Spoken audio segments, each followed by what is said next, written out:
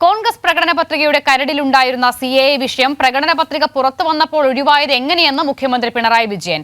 നേതാക്കൾ ഇടപെട്ട് ആലോചിച്ച് ഒഴിവാക്കിയതാണെന്ന് ഇപ്പോൾ വ്യക്തമായി. രാഹുൽ ഗാന്ധി ഇക്കാര്യങ്ങൾ വിശദീകരിക്കണമെന്ന് മുഖ്യമന്ത്രി പറഞ്ഞു.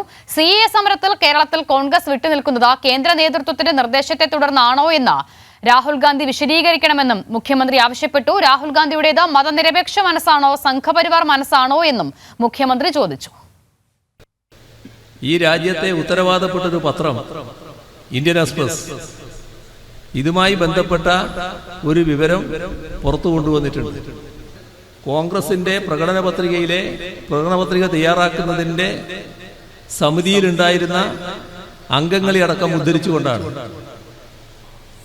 ഈ ആദ്യം കരട് തയ്യാറാക്കുമല്ലോ. ആ കരടിൽ അതിശക്തമായ ഭാഗമായിരുന്നു പോലും ഈ പൗരത്വ നിയമ ഭേദഗതി.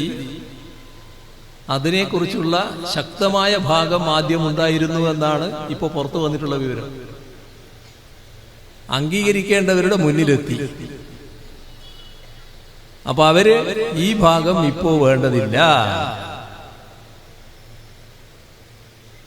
എന്താണ് അങ്ങനെ ഒരു നിലപാടെടുക്കാൻ കാരണം?